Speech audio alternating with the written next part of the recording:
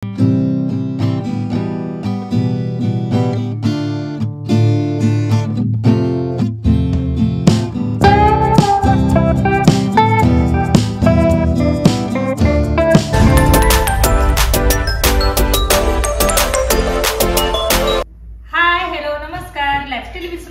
एका नवीन ब्लॉग मध्ये तुमच्या सर्वांचे खूप खूप स्वागत आहे। आज आहे आमच्या मिष्टीची बोरनान, त्याची तयारी चालली आहे। हे पहा, हे दाखव ना।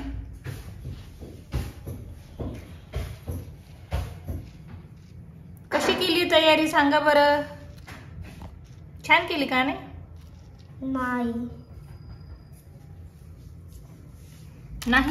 नाही फक्त मिष्टीचे छान। बोरनांसाठी लागणाऱ्या सर्व वस्तू अशा पद्धतीने मांडून घेतल्यात आणि आता या सर्व प्लेट्स एक एक करून ज्या ठिकाणी बोरनान करायचं आहे ना तिथे नेऊन ठेवते। तर या सर्व तयारीला बराचसा वेळ लागलेला। आपल्याला पाहायला जरी हे इझी दिसत असेल तरी करताना फार वेळ लागतो, कारण सर्व विचार करून करावा लागतो आणि मला प्रेग्नन्सीमुळे खाली बसायला आणि उठायला देखील फार वेळ लागत होता। व्हिडिओमध्ये जरी तुम्हाला फास्ट दिसत असेल ना तरी देखील मी हे सर्व गोष्टी अगदी सावकाशपणे करत होते। तर हा सुंदरसा ब्लॅक ड्रेस मी मिष्टीसाठी आणलाय।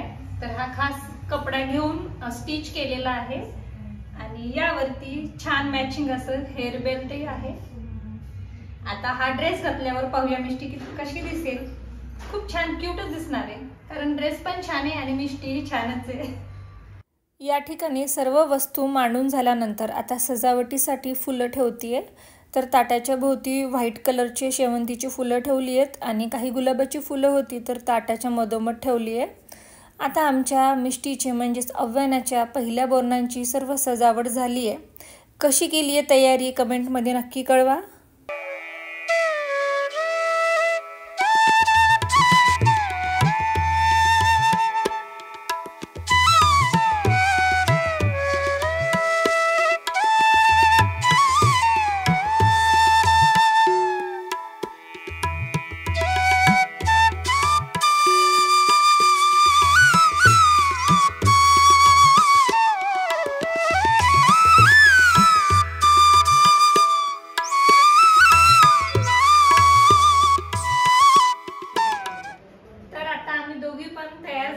छान मस्त असं ब्लॅक आणि रेडचं कॉम्बिनेशन केलंय। मिस्टीचा सुद्धा असाच ड्रेस आहे, तीही रेडी झाली आहे, पण थोडीशी रडत होती म्हणून तिला झोपवलंय।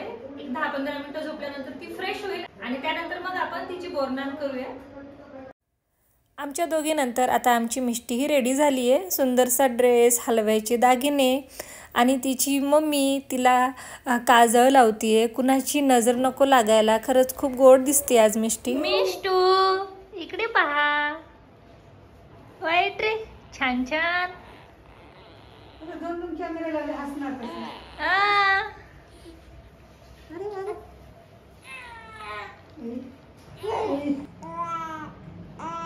इकडे पहा।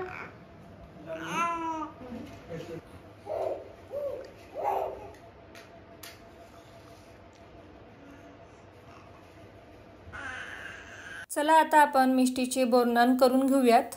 सुरुवातीला मिष्टीच्या मम्मीला हळदी कुंकू लावून घेते आणि त्यानंतर मग मिष्टीचे औक्षण करते।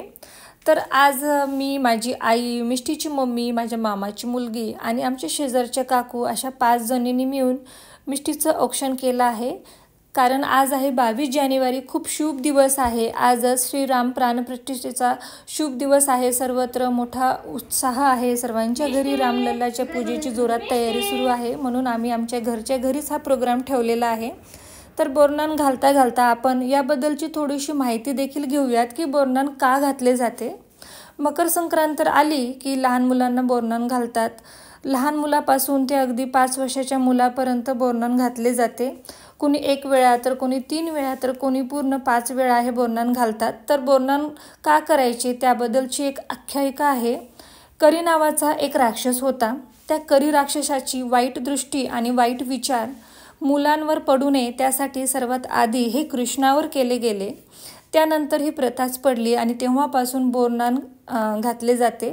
कारण लहान मुलं हे कृष्णाचे स्वरूप आहेत आणि त्यांच्यावर करी राक्षसाची वाईट विचार आणि दृष्टी पडू नये अशी मानून लहान मुलांवर बोरनान घातले जाते।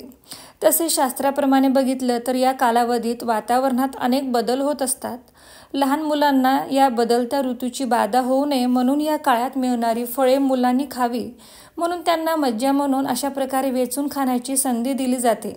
म्हणूनच तर यात बोरं, ऊसाचे तुकडे, भुईमुगाच्या शेंगा याचा समावेश केला जातो आणि खेळाच्या माध्यमातून या वस्तू मुलं वेचून खातातही.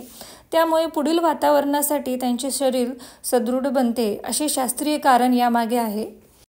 आणि हे सर्व करताना आमची मिष्टी छान एन्जॉय करते, अजिबात रडत नाही आहे. तुम्ही पाहू शकता.